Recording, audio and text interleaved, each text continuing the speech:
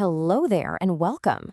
If you've ever felt that GST registration is like trying to solve a complicated maze in the dark, you are definitely in the right place. In this explainer, we're going to give you the map.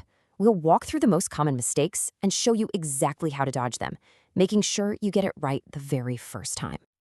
Does this look familiar? That feeling of just staring at the screen, not quite sure about a field, and worried that one wrong click could send you all the way back to the beginning? Trust me, you're not alone. And we designed this explainer to clear those roadblocks for good.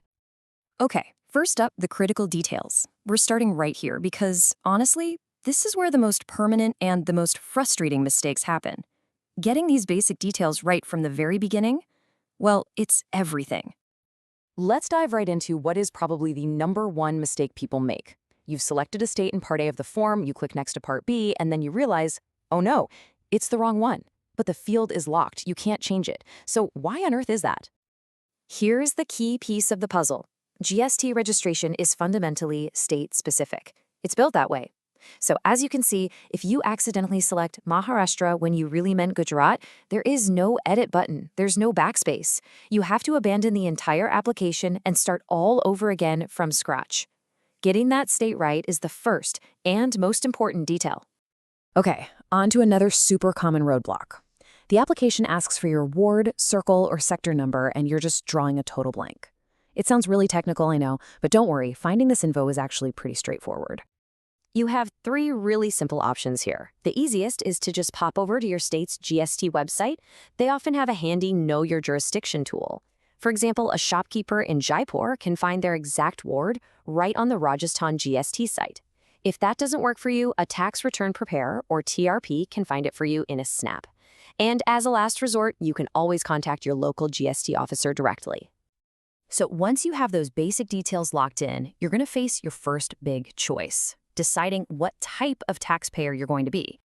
This is a huge decision that really affects how you file taxes, what credits you can claim, and pretty much how you manage your business from here on out. This choice really boils down to 2 paths.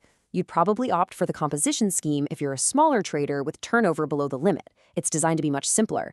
But, and this is a big but, you have to choose the regular scheme if you're a service provider, an exporter, or if you sell your goods through an e-commerce platform. It's a critical distinction to make early on. Now, here's something that really confuses a lot of people. You want to choose the composition scheme, right? But you get to the page and the option is already set to no, and it's grayed out. You can't click it. What in the world is going on? The answer is hidden in a core principle of GST law: one PAN, one composition status. See, your permanent account number, your PAN, is the anchor for everything. Your choice to be a regular or a composition taxpayer applies to all businesses registered under that one single PAN, no matter where they are in the country. This slide shows you exactly how it works in practice. Let's say you already have a business in Rajasthan, and it's registered under the regular scheme. Now you're expanding and opening a new branch in Gujarat. Because your PAN is already linked to the regular scheme, the system will automatically and correctly lock your new registration to no for composition. It's not a glitch, it's just the rule in action. All right, let's switch gears to a more specialized but incredibly important area. We're going to look at the special rules for insolvency resolution professionals, or IRPs, when they're handling GST for a company that's going through insolvency. So, when an insolvency or resolution professional, an IRP or an RP, gets appointed to manage a company, they often need to get a new GST registration for that business. The process is pretty different from a standard application. So, how is it done correctly? The details here are super precise, and they're all mandatory. First, you have to select the specific reason for registration that's related to the insolvency process. Then, and this is crucial, you must use the PAN and the corporate identity number of the company you're managing, the corporate debtor, not your own. You then list yourself as the authorized signatory, and you set the business commencement date as the exact date you were officially appointed. This is a fantastic question, and one that can save a ton of unnecessary work. So what happens if one IRP is replaced by another one halfway through the process? Does the new professional have to go through the entire painful registration process all over again? And the answer is a very clear no. Phew! A whole new registration isn't needed at all. The system sees this as just a simple change in who's authorized to act for the company, not as a brand new business. This can be handled with a simple non-core amendment right on the GST portal, which saves a huge amount of paperwork. We're in the home stretch now. Let's cover one more important special case: businesses that operate in a special economic zone, or an SEZ. After that, we'll wrap it all up with a final checklist of the most important takeaways from this whole explainer. Okay, so if your business is an SEZ unit or a developer, you'll have a letter of approval, or an LOA, from the government.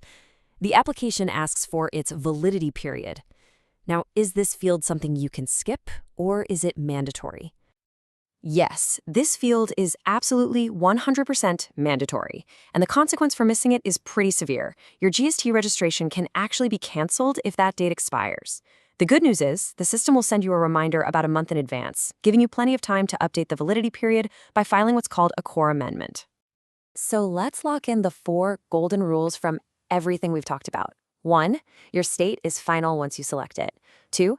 Your composition choice applies to every single business under your PAN. 3.